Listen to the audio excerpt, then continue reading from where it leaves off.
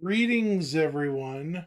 This is Axis Zero. Final Fantasy VII. What? Hold up. It did not update. This did not update. Why is it saying I'm streaming Final Fantasy VII?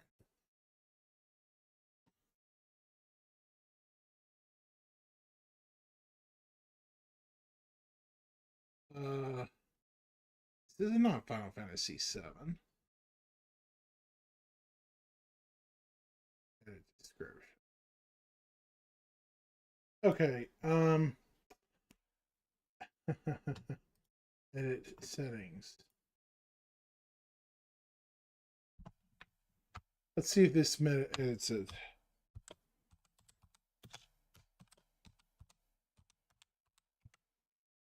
Okay.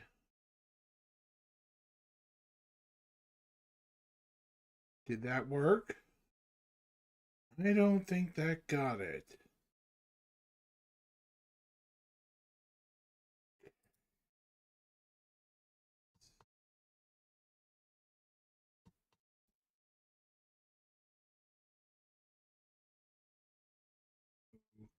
Okay.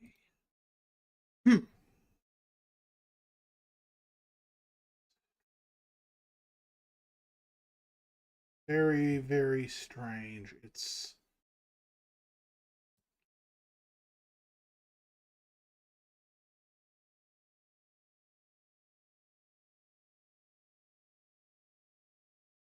cancel.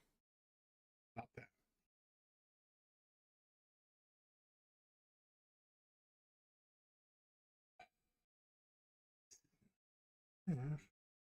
Might have to go into it and creator dashboard. Name it.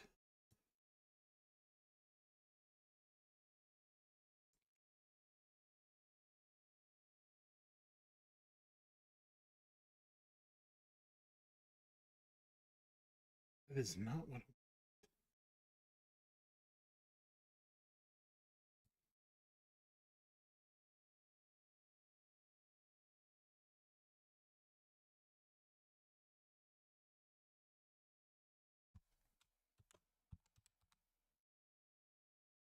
There we go.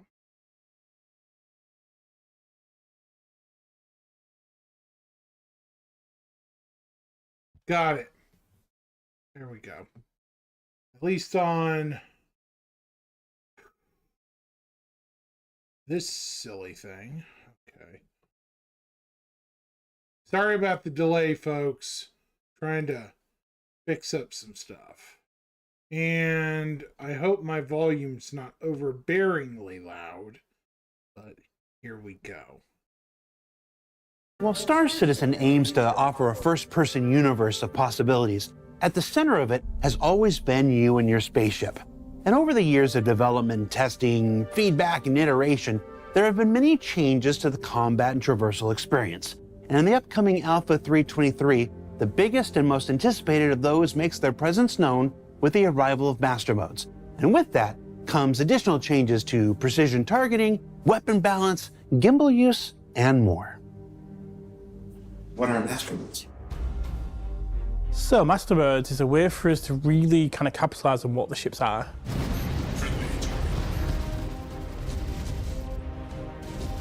Basically, Master Modes are a new game feature that change all the combat experience inside the game.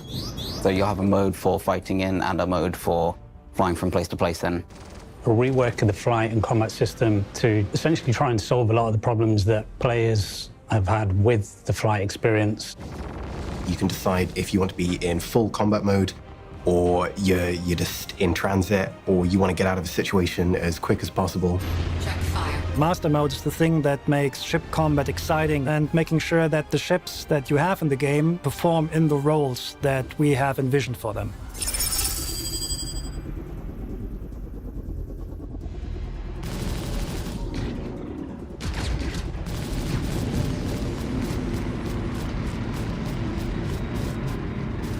Since CitizenCon, we've been bringing Master Mode into Arena Commander. Probably Progress has been quite good, showing off the new modes and letting people get their hands on it. Collecting the feedback, seeing how players respond to that online by monitoring how players react on social channels. We've been testing internally a lot. It's a very limited selection of ships, but even so, people seem to like it.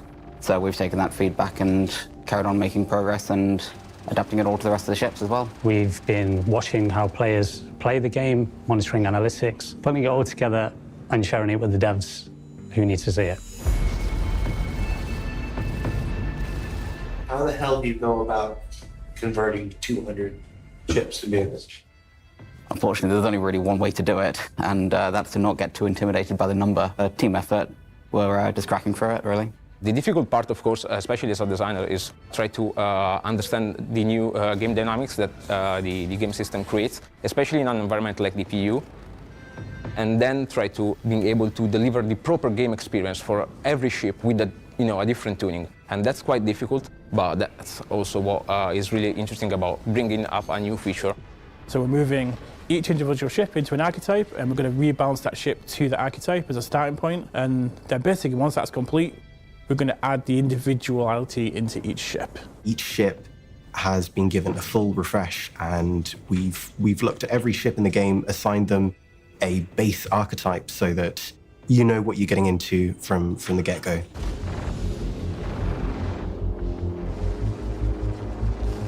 All ships, based on how big they are and what kind of purpose they serve, will get an archetype assigned to them. A typical archetype is a snub fighter. Very, very small, very agile, but it cannot dish out a lot of damage, and it can also not receive a lot of damage before it pops. Light fighter. Very maneuverable, decent weapon loadout, and it's basically there for agility engagements. Medium fighter. Pretty agile for its size, but it has a lot more offensive firepower. Target destroyed. Heavy fighter. They don't maneuver well, but when you happen to be at the front of them, you can die very, very fast. Now, these are basic tuning archetypes that we have for our fighter ships class, and all ships in that size will be assigned to one of these things. However, based on the ship and what the purpose of the ship is, we have variations of that. For example, we have the interceptor variant of these tunings. This is a tuning variation that can apply to any of these archetypes. An interceptor tuning for a ship means that this ship exchanges the agility. With agility, we mean the rotation rate and the lateral strafing accelerations simply for speed. So they will not be able to turn their velocity vector much, they will not be able to rotate much, but they will be very, very fast just going forward. Racing ships are like the base archetype that almost all racers ended up with so far are interceptors, because racers prefer speed over everything else.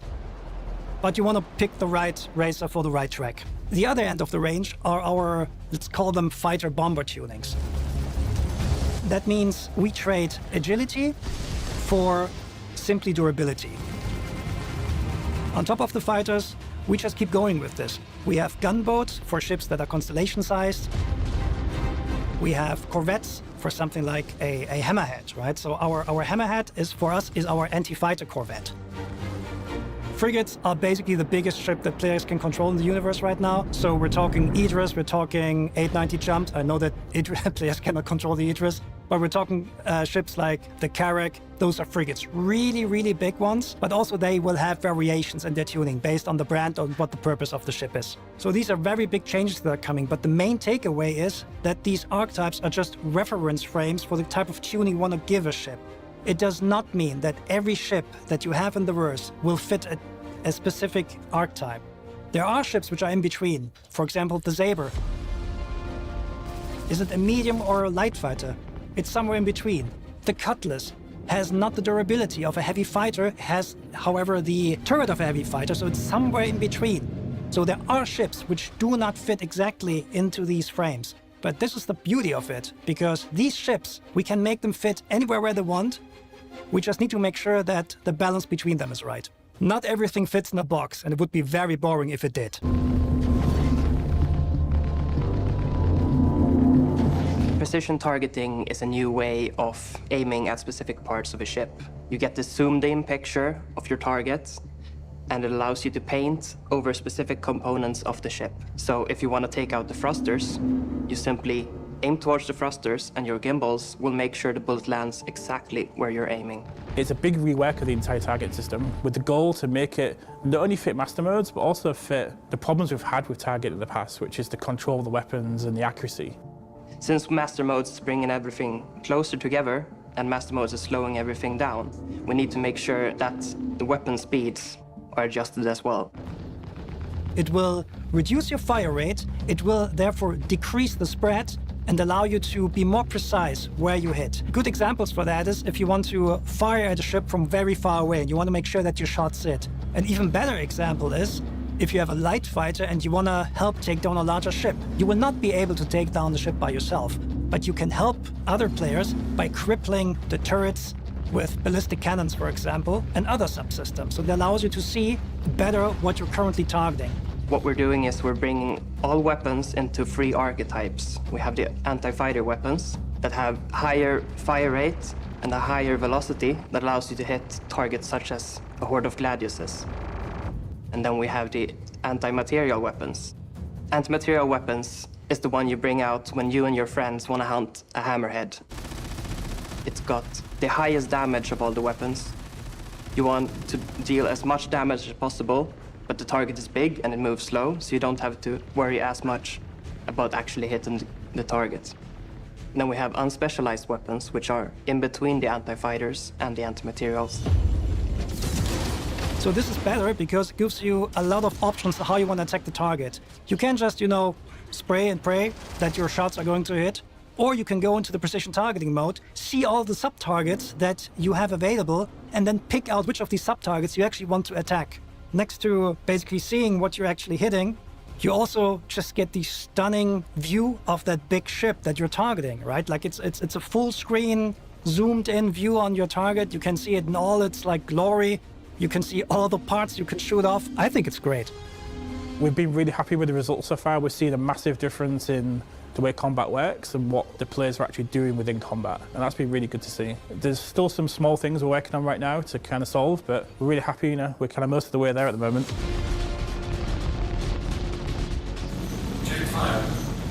The next big thing that the new aiming system has is the removal of the so-called N-1 system. That means that when you have a gimbal attached to a ship, the weapon attached to the gimbal goes down one size. At this point in time, after lots of testing, we're pretty confident that we don't want the system anymore. So in the future, if you have a size 3 gimbal on your ship, it will carry a size 3 weapon. But we're actually going further with this because from 3.23 onwards, you will not be able to mount fixed guns on your ship anymore. In addition to that, all the turrets, however, will get gimbals.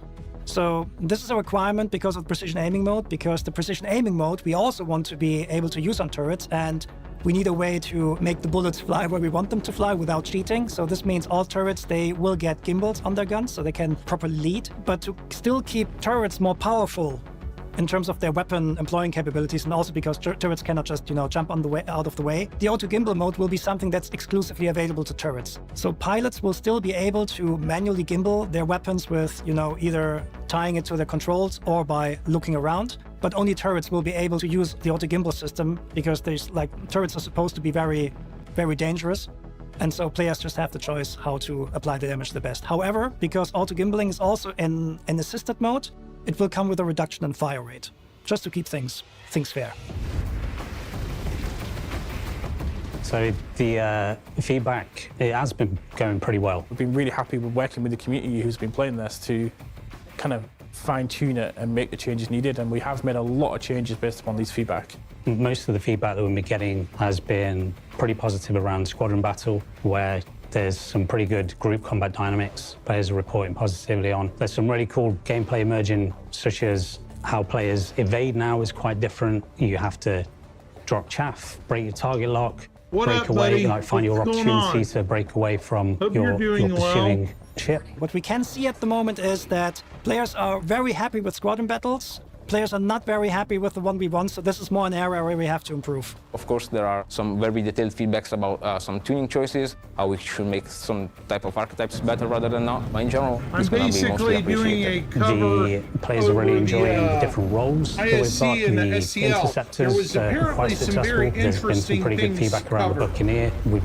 probably still got a little bit of work to do around the Lightfire class and 1v1s, but other than that, it's been pretty good. It means you can stay closer. You are much more in control of staying in a closer formation with other people that you're playing with. When we do our regular play tests, we can actually fly in our own version of a formation, and we can track targets without being several kilometers off each other. That's your version of a formation. Our version of a formation is generally, if we can see each other still and we're not accidentally shooting each other, I'd consider that a good formation. I'm not sure that's the textbook definition of formation. I can see you and not crash into you. That's not a formation, Josh. It's a win if at least two of the four of us manage to I make it didn't away in know one if you piece knew, but I'm without any friendly affiliate fire now. incidents. If you can support, that's fine.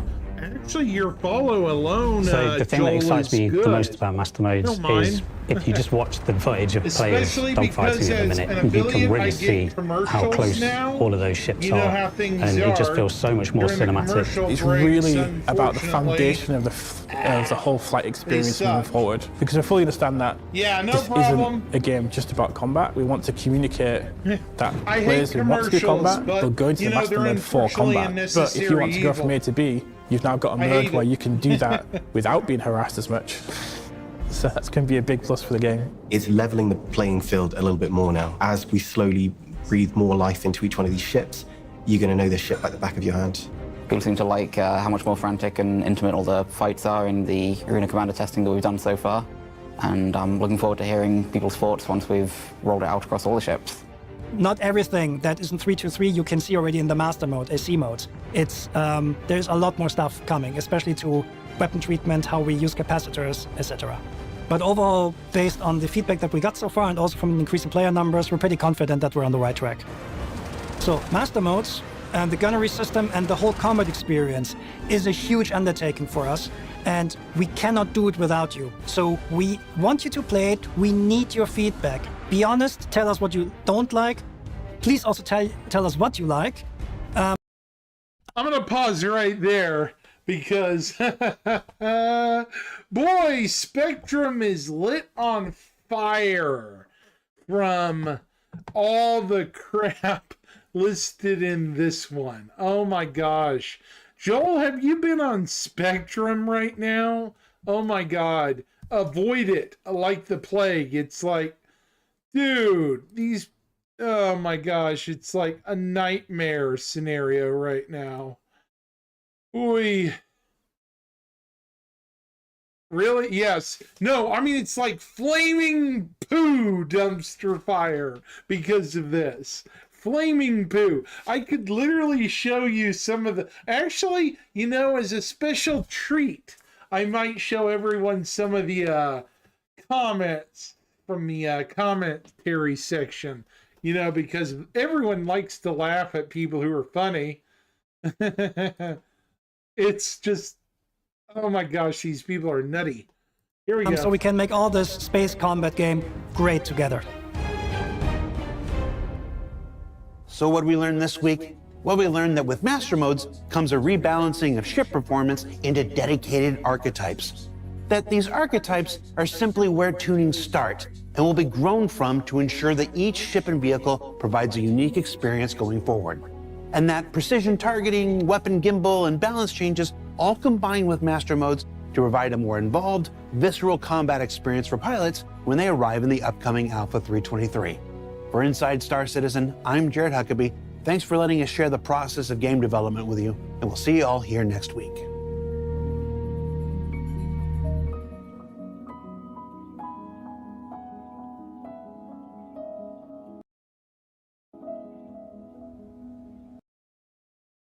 We're not doing it time of my life bullcrap. Sorry, Jared, you're not going to sing for us. Honestly, it's been a long time coming, though. I'll put it that way, Joel. The Master Modes thing has been coming. We've known for so many years. You know, it just amazes me. Other designers. We've got other lead designers.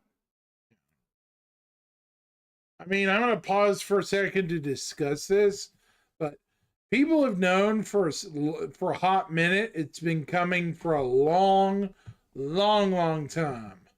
And I think they've forgotten, you know?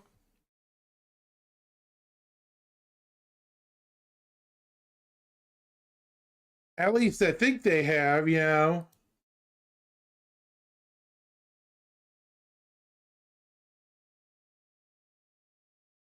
Anyways, we're going...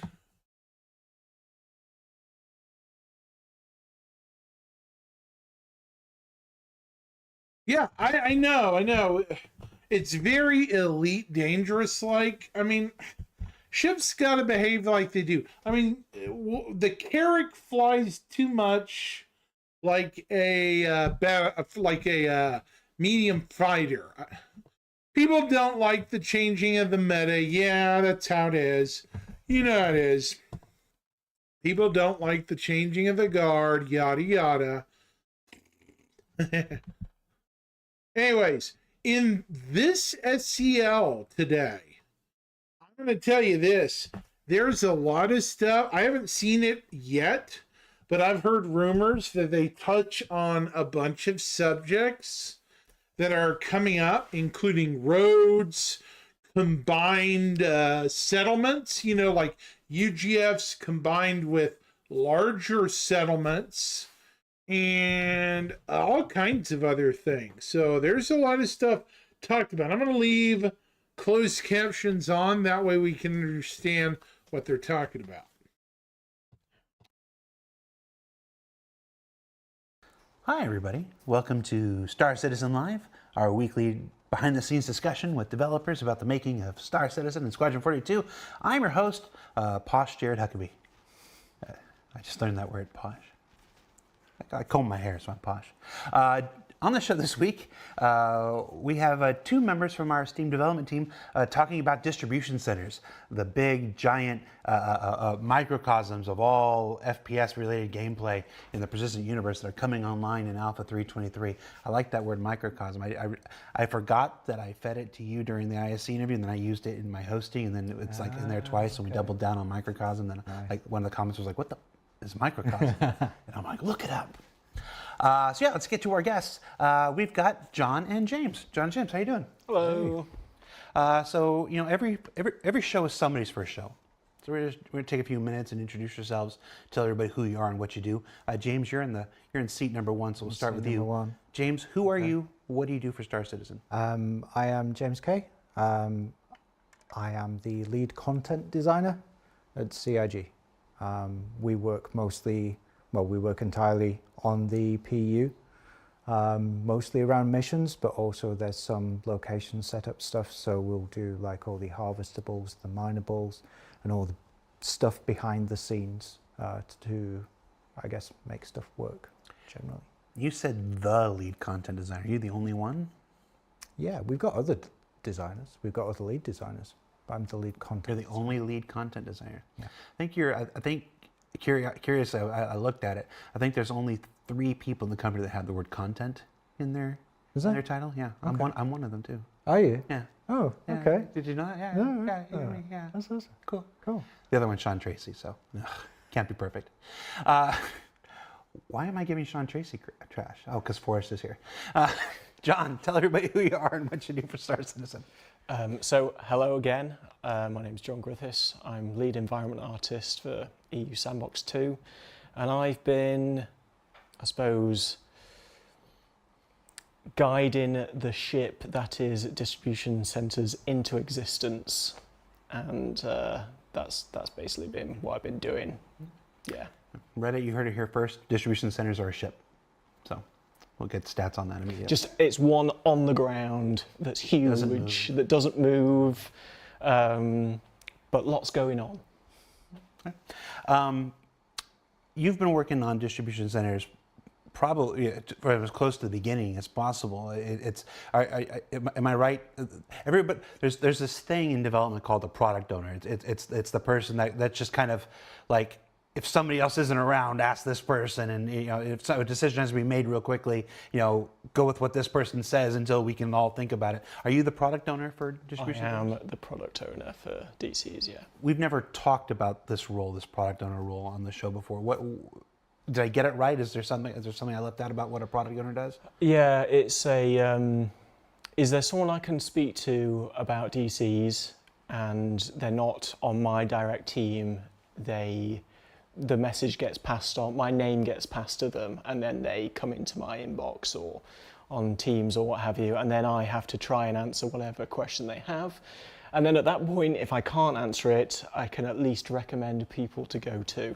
But I know the location names, I know what's at each location, I'm the know-it-all to some degree for DCs, which is quite good because, I'm quite, reactive in, I suppose, conversation when stuff needs figuring out quickly. I know where the problem is, but it also means that I have a lot of information in my brain about this thing, and then once it goes out, I can forget all of that. I was going to say, keep digging, John. It's just, it's the minute it goes out, patch goes out, it's like, okay, on to the next thing. Well, I should update the Confluence and then,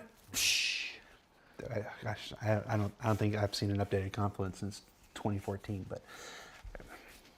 All right, so today's show is a Q&A show. That's where we basically put a thread up on Spectrum, which is our bespoke communications platform available at robertspaceindustries.com. We let you submit your questions and then vote up on which ones you wanted to see answer the most. I let John and James collect the questions that they felt they were most capable of answering. As always.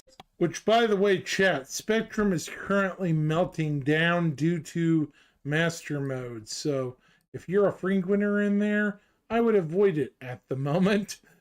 Some questions just don't have answers at certain points in development. We like to call that's a problem for future us and whatever, but we did collect the questions that we felt we could answer today, and so we'll jump into those. So right off the bat, here's a pretty, I like the contentious attitude in this. I'm going to try to read this the way I think this was written. Are these going to be just another copy-paste like we have seen with bunkers, or can we expect to see actual variety in the building designs? Yes, I'll take that one. So, yes and no. So the main form, the main structure, that is going to look the same, but there are feathering assets around each DC to make them all unique, I suppose. Some are going to have quite a large footprint. I mean, it's a big thing on the ground anyway, but there's going to be a bit more of a spread on some of them, and some of them are going to be smaller. But yes, visually, they will be different from the exterior so that you do feel like you're going to a different place each time. Also, we have factions that own each one, and that will be, their branding will be on the building, the name of the place will be different. You'll go into the lobby and the brand, that corporate facing area is going to be branded to that faction. So that will be quite novel, which would be nice. But they are not just a copy and paste of the same, well, even though I just said that. They do feel different, I would say, when you're flying to them. And also they are, some of them are, where they are on the on planets, they're next to, interesting features. So hopefully you'll get a recognition of, oh, this is the place on Stanton 1 because it's next to this lovely sea and the sun never goes down. Oh, I know the one you're talking about, I'll meet you there, type of thing, which will be, something that we actually thought about rather than just going one here, one here, one here. You say Stanton 1, you mean Hurston? Yes. Yeah. Yes, sorry. There's this thing, here's a little actual behind the scenes truth stuff. None of the developers here, there's 1100, 1200, actually know the names of the planets. They all refer to them as Stanton 1, Stanton 1B, Stanton 2, Stanton 3, and it's like, I have spent a decade at this place, like trying to suss this out. You mean this planet, right? And then it's because the development. I would say that the file path is Stanton plus a number. That's why I know it. But on Hurston and Microtech, they'll be released. Yeah. So let's talk about that. One of the questions, and I think it's in here, but we'll do it now. People have asked where these are going in 323. I think there's approximately 13 of ish. Where are they going? Is it just planets? Is it planets and moons? So in this initial release, it will just be planets. We've considered having them on moons, but due to time constraints, we won't be releasing initially on moons. This is just because we need. Well, I believe that the wings should be different when you're in a like an airless atmosphere. Right. The way you're interacting with cargo and moving things around in zero G is going to be different to when you're in gravity. So because we don't have those things yet, we won't be releasing them yet. But so for the moment, for this release, planets only. Right, and when you say planets, I assume that we can take out Crusader and we can take out ArcCorp. Crusader because there is no surface that we can reach, and ArcCorp because it's not made in the same way that Hurston and Microtech. So these are 13 split amongst Hurston and Microtech for 323. Yeah. Okay. Can we expect missions at distribution centers to tie into other professions like salvage, mining, medical, etc., either in 323 or down the line in future patches? I think down the line, yeah, certainly. I think distribution centers are obviously an enormous location. And they needn't just stand alone on the surface. There's no reason why potentially in the future they could have outlying structures that supply them and house the people that work there. So they could be very large, and with a large population there's a lot of scope for lots of different gameplay. So like salvaging, like mining, expanding the delivery missions and the hauling missions, so they have more variety, more scope. There's tons of stuff to do as well. So it's just like, for me, the 323 release of distribution centers, it's like them in their most basic form.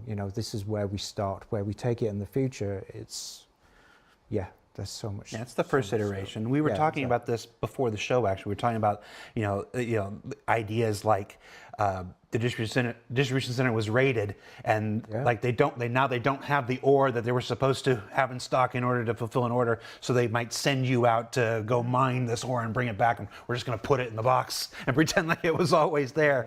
No, or maybe the distribution center can crank out some kind of detritus, not toxic waste, but some kind of refuse that then needs to be broken down. Like, hey, we could sure use help. Go in the back and and using salvage, break down all this excess garbage that we're producing through whatever. It's like there's definitely opportunities to come up with additional mission types and have it tie into other professions in the future. But for 323, it's basically the four kind of areas we talked about. The Can you remember what they were? Well, there's the hauling. That's the major one. They're distribution centers after all, so they tie into this new hauling loop. So you're taking massive quantities of cargo between different places. There's all the various what you might call the courier, like the box delivery missions. We're hoping to rework those somewhat. So you're more of a FedEx driver than you are now.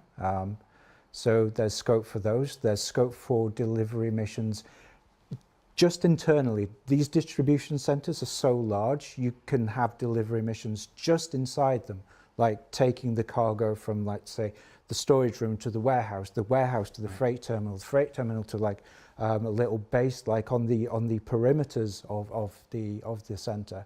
So there's tons and tons of scope for just, moving stuff around, distributing stuff within the center, you might say. Oh, you said the word. Yeah, I think there's there's a lot of focus right now on combat and stuff, not just with distribution centers and the missions, but master modes and stuff like this. This happens naturally, but 323 is, I mean, there's no secret. This is the patch where we bring a whole bunch of stuff from Squadron over and bring it into the PU, and I don't think I'm telling any tales out of school to say that a lot of Squadron is very combat, focused. So a lot of these features are going to be very combat focused. Big questions, after yesterday's Master Modes episode, we knew they were coming. So, how does this apply to non-combat ships? There is a healthy and a vibrant and I think very,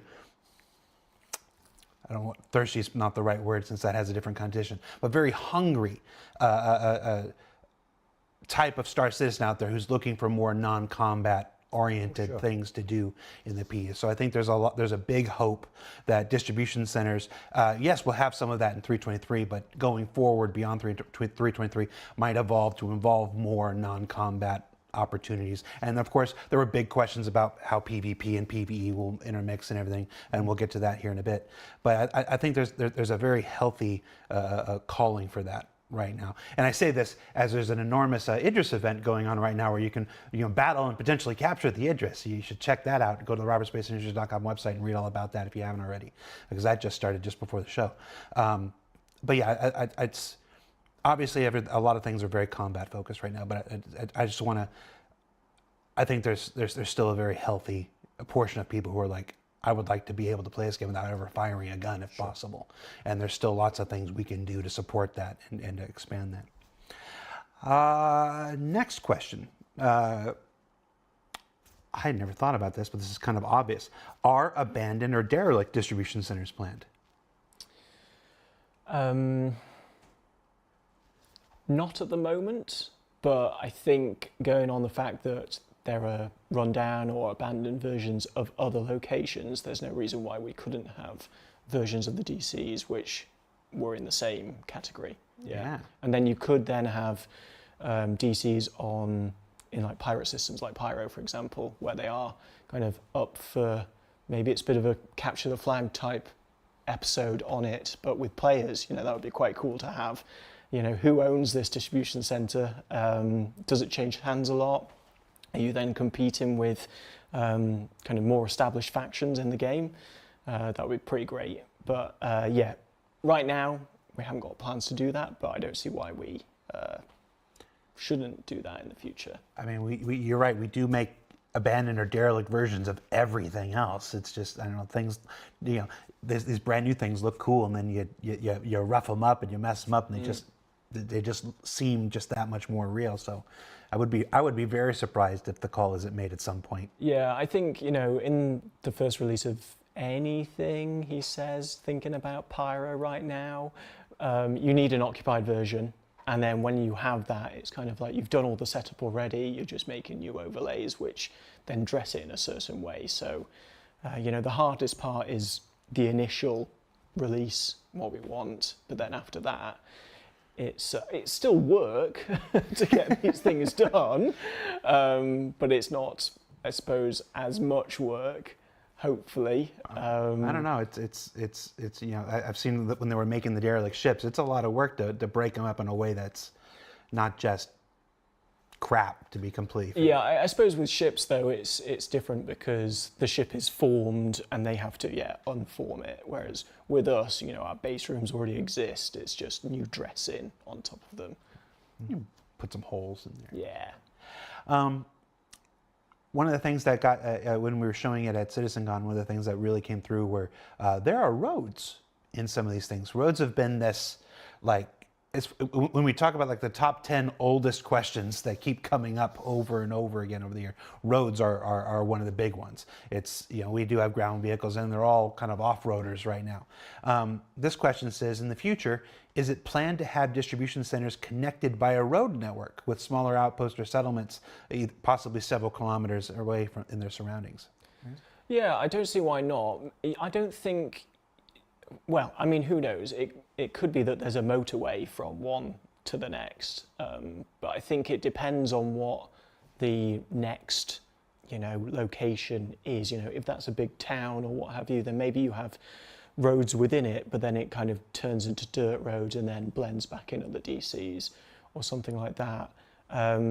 It would be cool to have, you know, this is where the DC is, and then 5 clicks this way there's a small town, 5 clicks this way it's like a you know, an ore depository or something, and then you've got a kind of a link there to, you could just spend your time just going between the 3 places, grabbing the cash, as it were. But yeah, I don't see why not in the future to have roads. It was interesting, you know, when I did the presentation at CitizenCon, yeah, got a big woo for roads, and I was kind of like, okay, didn't know this was a thing. So I'm looking forward to when people, you know, start doing more races, and you actually then have to go through, maybe you have to go into the, oh wait, hold on, no, Sam said don't get vehicles in there. So yeah, maybe you can incorporate some DCs into those races, and then have fun at getting around those corners quickly is all I'm going to say. Next question here is a bit farther out for stuff, but you know we'll ask it and see what we get. Will the distribution centers ever be able to be operated and or held by organizations? Oh, I mean, in the future, I think yeah, there's definitely opportunity for that. You could have it so that the organization that operates it is just the initial owner of the location, and then really it could potentially just come down to manpower who can actually defend it. You know, who owns it is just like, well, who's got the biggest gun? Yeah, I think if I can, when they talk about operate though, I mean like generate missions or is there besides just I want to hold this and nobody else can have it. Yeah. You know, is there room here for the idea that these might be operable, that these might benefit an organization? I think, I mean, one thing that the resource network might eventually lead into is the opportunity to generate stuff. You know, the distribution center. It could, for example, if it's a Greycat distribution center, it could potentially manufacture things. There's no reason why not. So if there's a player organization out there which essentially owns this facility, then they would have the, you know, de facto rights to manufacture that stuff. But then that kind of bleeds into the question of, well, where do they get the materials from? You can't manufacture things out of thin air. So you need a supply chain, and obviously you need these things that you do manufacture, they need to go somewhere. So you need a buyer. So it's this whole supply chain. You're just owning the distribution center is just like one piece of the puzzle, you know? Well, it's we're doing a bit of theory crafting here right now. Yep. The nickel version of the answer is that there's no plan for it at this point. But you know, we do the same theory crafting. That's where all ideas start from. That's where all, you know, everything that gets put on the calendar, everything that gets put into development starts with people like us in our room going, well, what if we did this? And wouldn't it be cool if we did this? And then you know, somebody says, okay, somebody taps a producer and a potential product owner and says, all right, build me out a schedule and let's see how much time that would take, how many resources it would take, and then you make the decision about whether that's going to go into active. I know that there are, you know, there are some people who don't like the theory crafting or whatnot. And there are some people like, you know, we're in year 12 or something, you know, and theory crafting. It's because this thing goes. It's like, it's not like Star Citizen is not working towards an end. There's not a point where it's like, okay, it's done, it's gone. Like this thing just keeps going. It just keeps building and everything. So I really like that the theory crafting, it doesn't stop. There's always that, well, you know, maybe we can work towards this, and these things help us know what we're working towards. Because one of the other things I really like about working in this place, I'm just going to go off on a tangent here for a second, is I love that we're never afraid of the better idea. So there are plenty of times in our history where we thought we were doing this, like this was the plan, and then somebody in a random conversation is theory crafting, and what if we did this? And he goes, oh, well, that's way cooler than what we were doing. And it's like, well, let's do that instead and whatnot. I love that about this place. So, just as my 5 cents to anybody that's out there that's like, oh, they're just theory crafting, whatever. That's where all the best ideas are birthed. And you guys do it when I watch your YouTube videos and your streams, and we do it too. When I say there's no difference between you and us, I mean that. Will the new UGFs replace or be in addition to existing bunkers? Well, we already know that. That's in addition. The existing. Yeah. They will remain, and DCs will just be there as well. It's one of the reasons we replaced the name. Like we were calling these new underground facilities for a while, and it's like, well, it just got confusing. People thought they would replace it. No, we named them because these are in addition. All right, we talked about raids. Now, we talked about raids a little bit at CitizenCon, and we mentioned it at the end of the thing. When we talk about the future of distribution centers, what can you tell us about raids? What's known? Great question.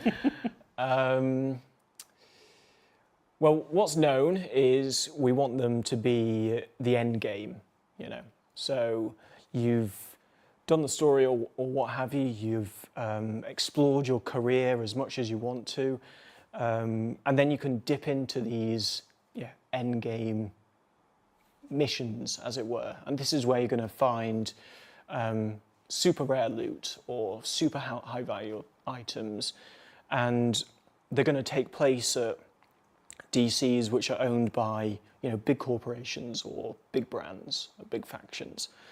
And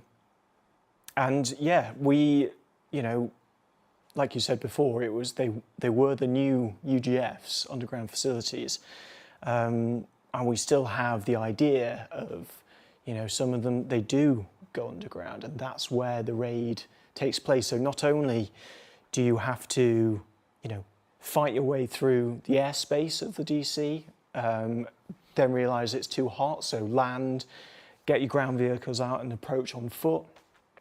You've got to get into the thing and then down into the raid. So they're going to be difficult.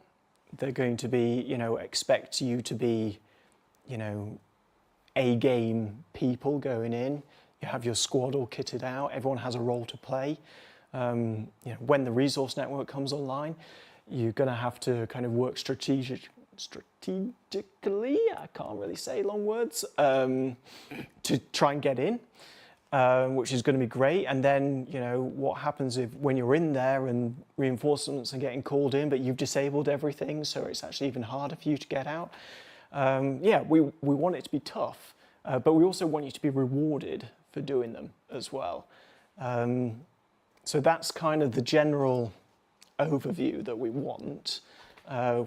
We now have to go and do that. I was gonna say, I want to be real clear. This is not a 2024 thing. Like anybody's, raids are not a 2024 thing. It's not on the calendar for 2024.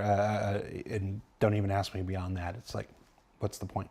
But there's this, as Star Citizen continues to develop, as we continue to harden the systems, and it becomes closer and closer to the game that we want it to be.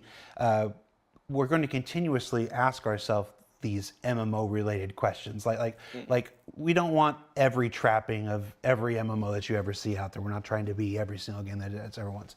But there are certain tenets and there are certain tropes, if you will, of an MMO space that it's that interest us, that we like and stuff like this, and I can see us trying a few of them. I mean, organizations are just guilds by another name, and stuff like that. So it's not every MMO trope is bad. Some of them are expected. Some of them are frankly necessary to achieve the experience that we want.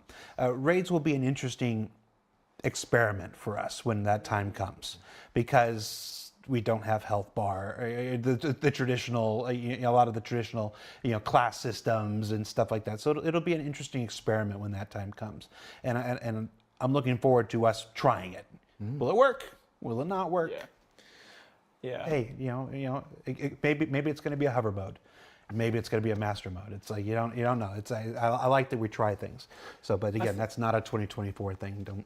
Yeah, I think for additionally to that is I've been harping on about how big these things are on the ground for quite a while, and I just don't think anyone realises how big they are. So I'm really looking forward to them going out and people going, oh, he was telling the truth this whole time. But if you think some of the missions that they're going to release with are going to be difficult, and you think, okay, so if this is how hard it is now, just think where we can get to when raids come online.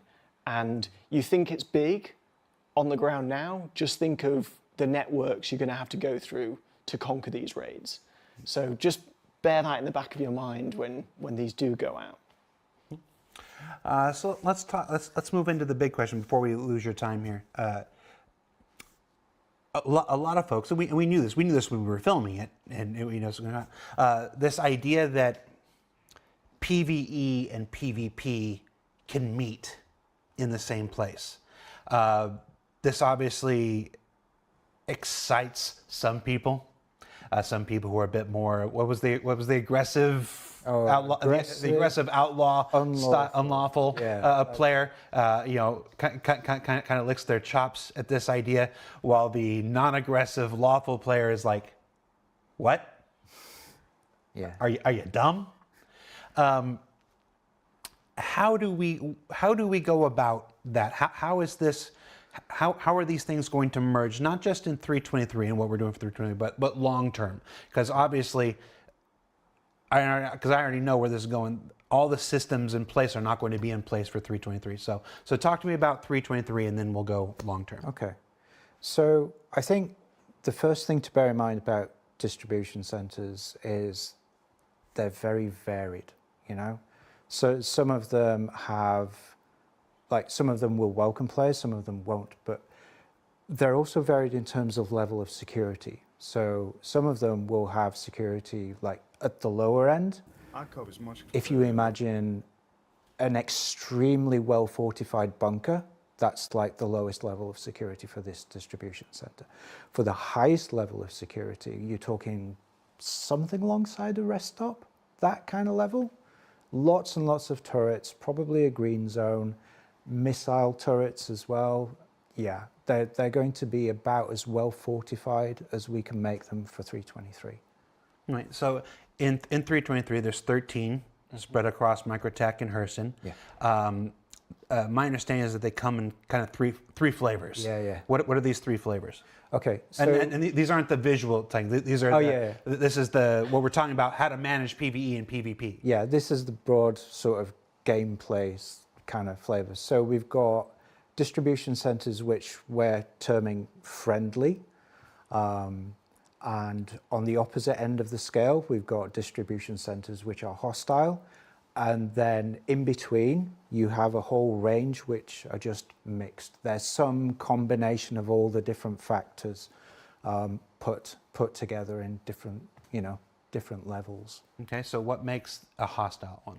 A hostile one, so it's separate to the security level, but a hostile one basically does not welcome players. If you enter, regardless of who you are, what you've done, what your reputation is with any kind of faction, they're going to shoot at you with whatever kind of weaponry they have around. They will have turrets, they will have trespass zones, they will have security guards all over the place. That's a hostile one. It's like Chris when he sees me coming. Okay. What's the other? What's the friendly? The friendly ones are much more welcoming. They will allow players in, kind of, as long as they have a neutral reputation with the owner. They will allow players in, and you can just go in, you can land, you can request landing access, you can get in the hangar, you can walk around, no restrictions, no holds barred, just go wherever you please, no problem.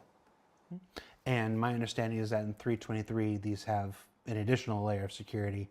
Yeah, so the friendly ones are going to be more towards the rest stop level of security. So with green zones? With green zones. All right, so there will be, for 323, because we don't have the full law and order system It's that a we're stopgap, working towards. yeah. Some of these distribution centers will have a green zone. Yep. And that'll protect the players who, those lawful, unaggressive players. Yep. It's like, oh, well, if I'm going to take a mission, I don't think we'll outright tell them which is which. It's one of those things we like people to discover on their own.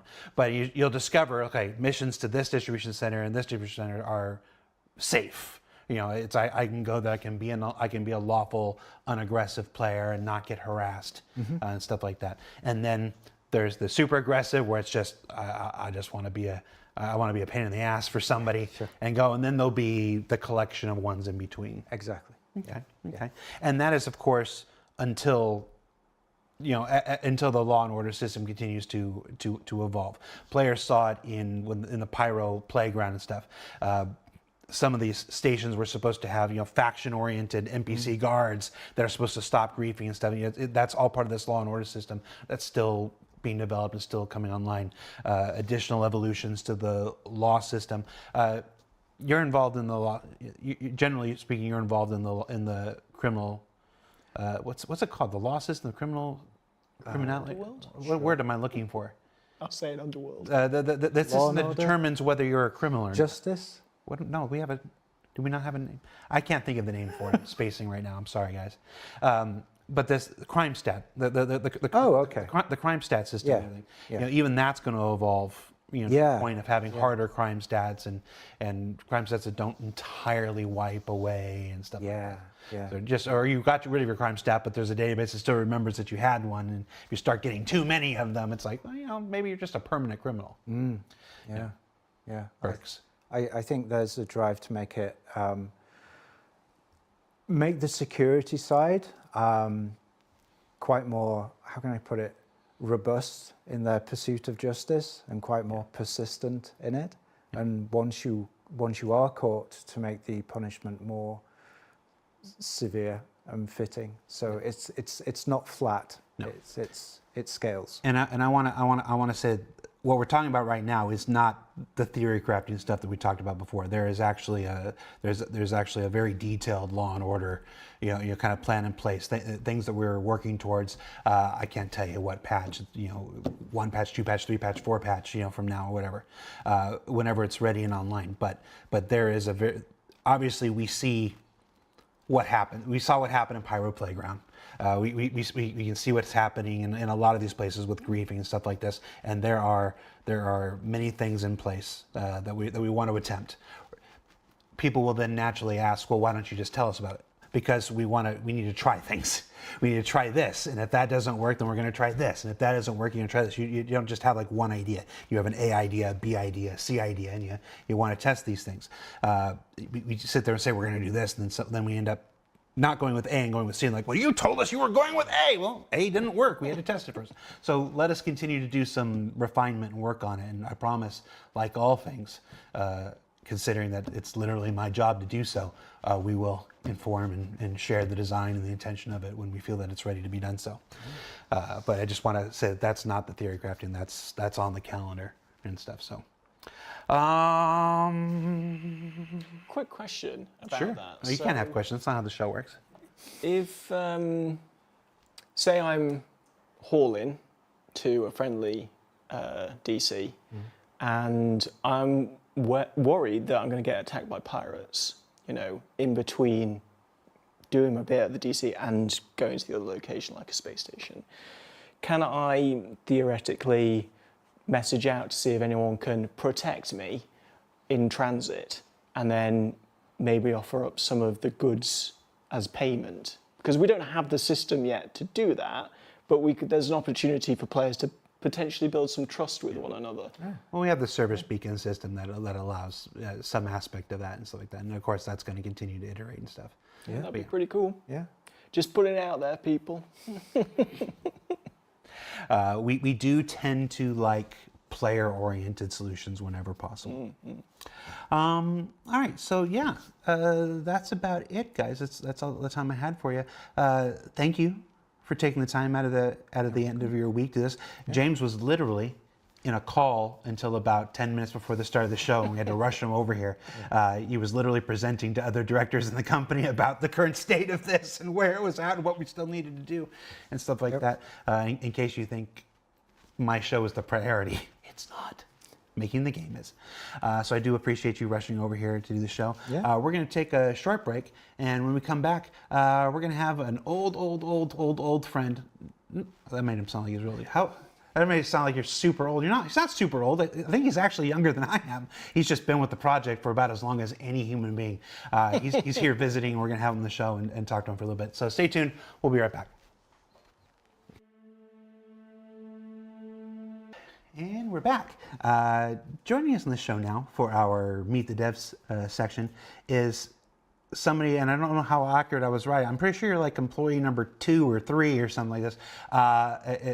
What's your title now? It's Principal Technical Artist. Principal Technical Artist, Forrest Steffen. Forrest, how you doing, man? Good, great. Thanks for having me on the show. You've been, like I said, I don't want to oversell this, but I don't know that I can. You're literally, there was a point in this company where it was Chris, Sandy, Ortwin, you, like a couple others like David Haddock and Zane, and just a handful of people. And when the company was less than 10 people, you were here. Yeah, just less than the fingers on my hands. Yeah. So welcome. Your title now is Principal Technical Artist. Yeah. You're one of those. Technically an artist. Yeah, technically an artist. You're one of those people. We'll talk a little bit about what a technical artist is, but I don't think it accurately covers what you do, because you're. I always felt a kinship with you because you're kind of. Ben used to call me fix-a-flat. It was you're here for when we need something done, but we don't have a specific person for it. Yep. Give it to Jared and see if he can do it. Give it to Forrest and see if he can do it. And I saw that with you, and I always just kind of, I don't think we ever really talked about it, but I always kind of like, he's like me, but on the other side. It's whenever there's something weird and random, it's like there's no obvious person to do it. You're the guy they tap. Yeah, absolutely. I mean, we both, love working for Chris, so if he needs something and he has some kind of vision, we just hop on that thing and we just drive it until we accomplish it. And it's always been like that since the very beginning. Okay. So what is a technical artist? So a technical artist will a lot of times bridge the gap between an engineer and an artist. So the artist will make the art content and will make all this really amazing stuff. And then the engineers will write all of the, kind of back-end tools and work on the engine and just give us the ability to do these amazing things that we get to play. But there's this in-between thing that happens where the artists need to interface with this code that the engineers write. And so what a technical artist will do sometimes is they'll write scripts to help interface with some of the more back-end code, whether it is you're in your 3D program and you need to export something, or we need to maybe make something faster so the artist can make more content at kind of a faster rate. Or sometimes it's just, things could get complicated and we're trying to figure out, wait, how do we do this? And so, it could be as simple as, how do we make an explosion, or, how do we get this helmet to look as awesome as possible? And so a lot of times we'll take the vision from Chris or a director, and then we'll be like, can we do this? Can we hit the benchmark that we want to hit? And sometimes we can, and sometimes we can't. And if we can't, we'll step in, we'll figure out how to make it faster, we'll figure out how to make it better, and we'll train up artists, we'll help write documentation. And so our job a lot of times is to help artists be successful, but at the same time, really embrace the engineer tools and be able to make sure they reach the full capacity of what they're able to do. Good answer. Oh, thank you. Little known, we actually filmed an entire episode trying to explain what technical artist was one time back in 2019. And it's one of the only episodes that have never aired. Because I'm like, I don't think we got it. It's a pretty good answer. Go back to the beginning now, because this part of the show is we're talking about you and your history. And I'm a big history nut, and I like to. We've moved so far from where we started, but I don't want to ever lose that. Yeah. There's some people humor me for a second. When did you come aboard the project? I came aboard the project in the spring of 2012. The spring of 2012. So before we announced That's correct. Before, That's and correct. and what was your job in the spring of 2012? My job was anything and everything. If it needed to be lit, I would lit it. If there needed to be particles, do some particles. If I needed to optimize an asset, optimize an asset. If I needed to make an asset, I would make an asset. You know, we had a pretty clear vision of what Chris wanted to do for the initial crowdfunding campaign, but we didn't have funding yet. You know, and I was young and I was cheap, you know, and and I would do anything, you know, to work on a project like this. And I was like, Chris asked me if I was willing to work on it, and of course he was like, hey, do you know, I knew how to do some things. I was an environment artist, but he's like, hey, do you know how to light? Do you know how to do this? Do you know how to do that? And I was like, yeah, of course I do. I can do all that. Yeah, no problem. And he goes, all right, you're hired. And then I got off the phone and I just started Googling YouTube on how to do all these things. That is exactly how I started. All right. Make it till you make it. So, so at this point in the spring of 2012, how many people were on the project? That you can remember? I want to say that there was probably, gosh, you know, I was working with David Haddock a lot. There's probably 5 or 6, honestly. That was, but we also had because we were, working with, CryEngine. So I had access to, people that were like Sean Tracy. Who wasn't actually an employee yet. He was moonlighting. Yeah, exactly. So I had a lot of interactions with these really talented, experienced people with these tools. And so while internally we had a very limited staff of nobody, you know what I mean? But we did have some resources to help, get the trailer out the door, obviously. There's this belief out there that when people talk about how long Star Citizen's been in development, I see it often cited or referred to that, oh well, they were working on it for a whole year before they were doing this, or it was 1,100 people back then. No. 5 people were working on it, for the time period before it got out, and some of them were only hired in that same year.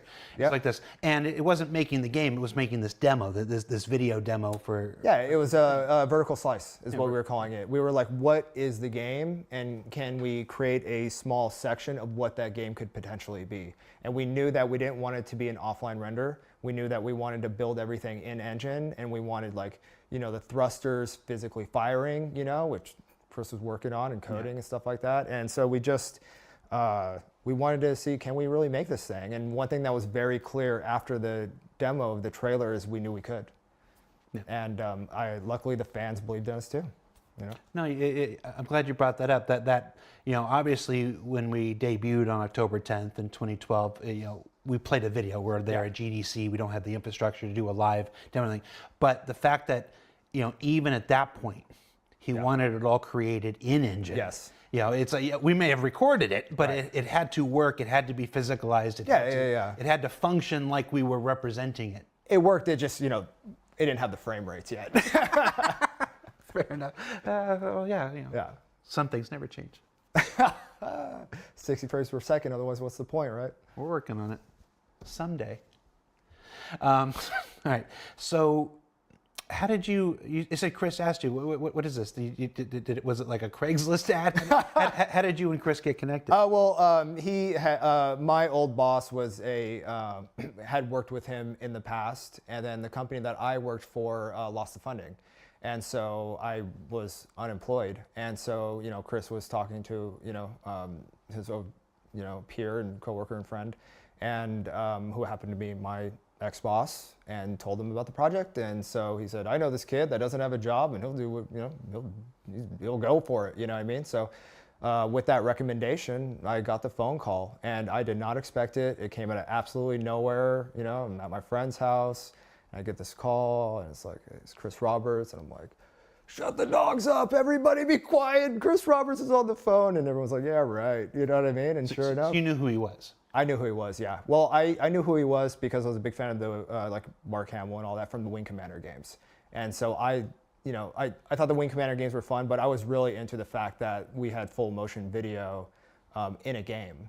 And I thought that was like the coolest thing ever. And obviously I like Star Wars, so I was like drawn to it. And so when I knew that, I was like, oh my gosh, like here we go. Like this is gonna be a 3D version of that. And now you've been with the project for 12 years. That's right. Yeah. So am I allowed to say my age on here? I don't know. You can do whatever. So I was talking, I was walking around the office, and I was kind of like, and somebody was like, yeah, they're telling me they're getting old, they're like, I'm 30, you know what I mean? I was like, well, if it makes you feel any better, I'm 40, and I've been working on this game since I was 28. So have things changed? I know the answer to this, but I'm curious about your perspective. We didn't get any chance to sync before this, so we're going from your perspective, because you've been here. Yeah. Literally since the beginning. Yeah. How have you seen things change? Well, here's to me what the biggest change between then and now. Back then we had to figure out what to do. And a lot of things were like, is this even possible, right? And it was just one hurdle at a time. And it's hard to figure out, how long is something going to take, because it's never been done before, right? So how do you schedule it? You know what I mean? But now we know, we're confident. We know what needs to be done. We know how to do it, and now we're finishing things. And that's the biggest difference between before we were figuring it out and now we're doing the darn thing. It's hard because it's again, there's no sense in acting or pretending like we've had a great track record predicting it's hard. Dates and stuff like this. It always comes. I knew this before, in my time at Blizzard, but it really the knowledge crystallized here. If you're doing something, let me rephrase this differently. All estimation, regardless of what it is, whether it's building a swimming pool, I used to be a swimming pool contractor way back in the day, laying gunite, plumbing and stuff. All estimation in any field is based on prior work. Exactly. So if you can tell how long a thing takes with certainty, you're de facto doing something that's been done before. And it's an average of how long it's taken in the past. So not only is it has to be do once, you have to do it multiple times. And then the more times you do it, the better you can average how long this thing takes. Yeah. So that's a good point. So not only has it been done before, but it's had to have been done several times before to have an accurate estimate. Exactly. If you're truly doing something that's never been done before, or doing something that has been done before, but in a way that's never been used to do it, getting an accurate estimate is practically impossible. You're trying to make your best educated guess. Yeah. And that's it. Yeah, and I'm not sitting here trying to make excuses for us. I mean, no, historically, of course not. One of the things I go to Bar Citizens. In fact, there's a Bar Citizen in Manchester, not this Saturday, but next Saturday at Brewdog. At 3 p.m. Brewdog in Manchester at 3 p.m. If you're in the area or you want to be in the area, you want to attend, do that. But one of the questions that comes up more times than not when I'm at these things is people ask me, when is this or when is that? Sure. Or they try to hashtag soon. Yeah, and it's like one of the reasons we stopped answering this question is because we recognize that we have many strengths. Yeah. Our strengths are in our people. Yeah. Our strengths are in the quality and the character of the people. I do what I do here because of how much I like the people that I work with. It's like this. It's in our technology. It's in our innovation. It's like this. Our strength is not knowing when a thing is going to come out. But you know what that does? It creates a game that's never been created before. Yeah.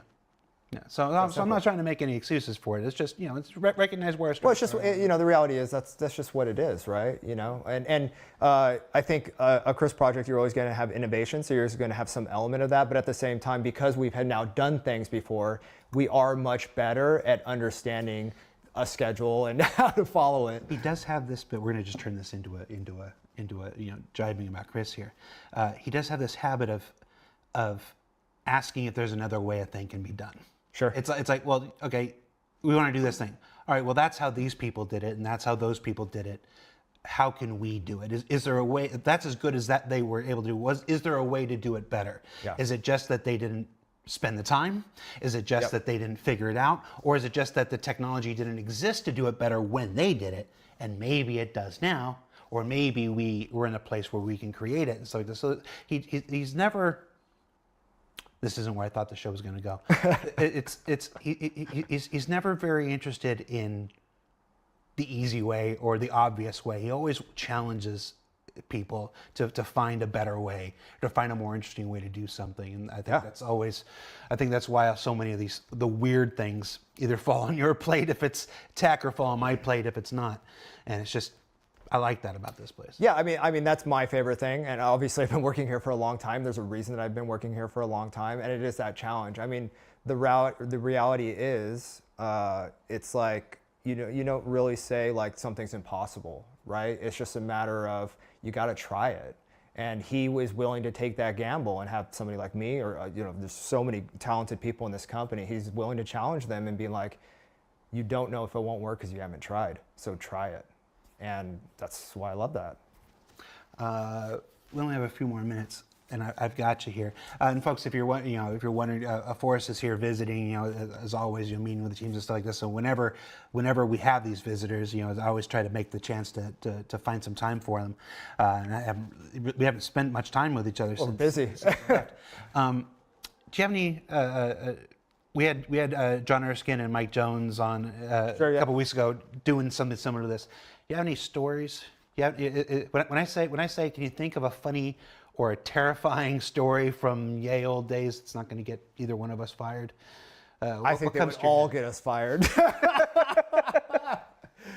I mean, we just, back then, it was just so fun, but like difficult. I mean, when I was in the Austin office, we were basically in a house, and our offices were just, like hallways. So we used to, when you would walk down the hallway, there would be a desk in the hallway. So if the programmer or artist would back up their chair, they'd be back into you and you'd pin you against the wall, and so we just had a lot of good times there, and now we're in this, amazing spaceship with 1,000 devs or whatever, and it's quite different, but it's special in its own way, and back then it was special in its own way. I'll narrow this down for you. So let's go back to that 2012 demo. Yeah. That prototype presentation. Any particularly trying or vexing moment from that? Yeah, totally. So, and I did this on my own accord. I'm not trying to, say that a company making me work too hard or whatever, but I remember, and I'll kind of blame the backers for this one I'll go ahead and explain myself now. But once we did the crowdfunding campaign and the funding started coming in, one thing that we wanted to do was we wanted to keep delivering content, because we felt that if they were going to, continue to give us money, we needed to give them content. So David Haddock would keep writing new systems and new planets and descriptions, and I would do renders of the planets and kind of give a visual representation to go with the story and to go with the lore. And we decided every $50,000 we would post another system that was backed. And the backers were giving money so quick that we were not able to create things fast enough, and we were just working around the clock because they were like, hit another milestone, let's get another thing going, and it was taxing, to say the least. Yeah, that desire to provide, they're providing to us, so we want to reciprocate as much as possible. Yeah. It goes all the way back. I'm gonna speak on behalf of Wingman. Now, for those who don't know, these programs that we do today, Inside Star Citizen and Star Citizen Live, go all the way back to in a genesis to the efforts of Eric Wingman Peterson and Michael Moreland, who were out of the Austin offices. And originally, that was just supposed to be a monthly. It was supposed to be one show a month. That's it. And and that alone is more than any other game studio with only 20 employees would ever do.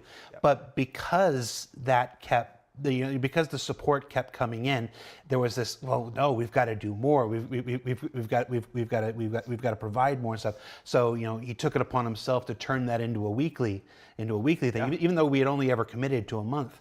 And that continues. That continued from him up through Ben and Sandy and around the verse, through me now. It's like this. We were never on the hook for a weekly thing, but it was just we had only ever committed to a monthly thing, but it was just this. Man, when you see this level of support, you want to give back in whatever way you can. What you're doing, you know what I mean? So you want to share it with the people that are as excited as you are. You know what I mean? And to be honest, like nowadays, there's a lot of game studios that are bringing you inside. But back then, that wasn't a very common thing. And I felt like when we were doing that, it was very kind of groundbreaking. Yeah, and not weekly. Definitely, Jeez. no, definitely not. No way. No, weekly, and then No you know, way. the Thursday show evolves into this docu series, and then he goes and adds Thursday's not enough. We're also going to do a Friday live stream. Yep. These are the legacies that I've inherited, and I've inherited them proudly. And yes, they age me prematurely. I'm only 23. This is what happens. but no, it's just. I always try to keep that. I always try to remember that.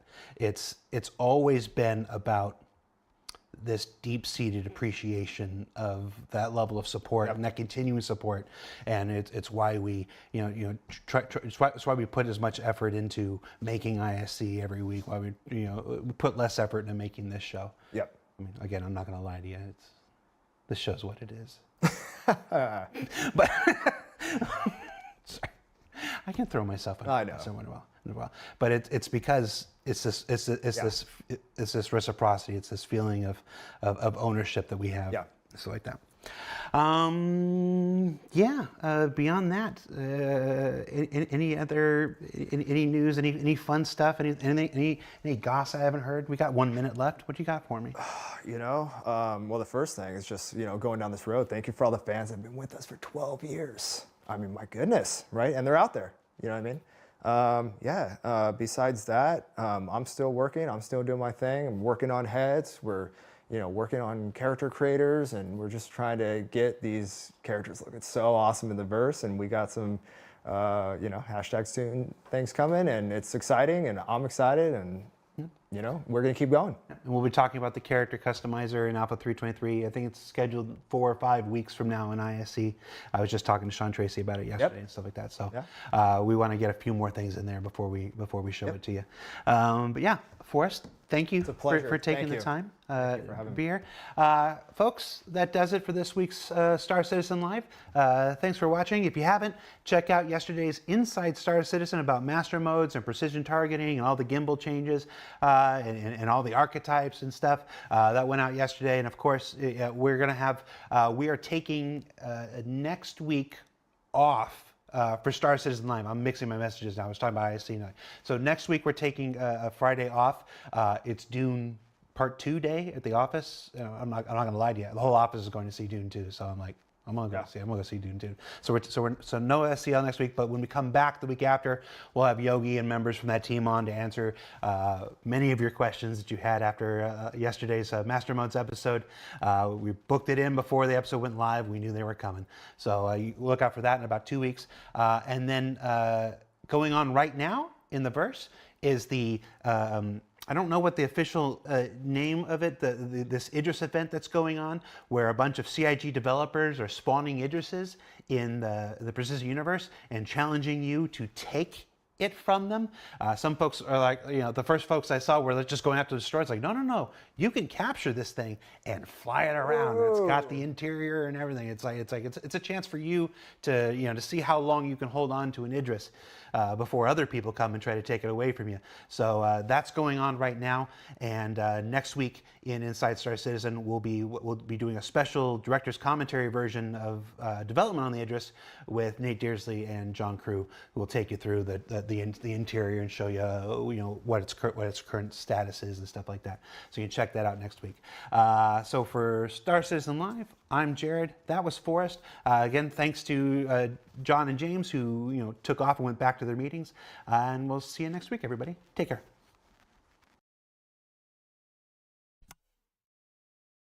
See you next week, Jared.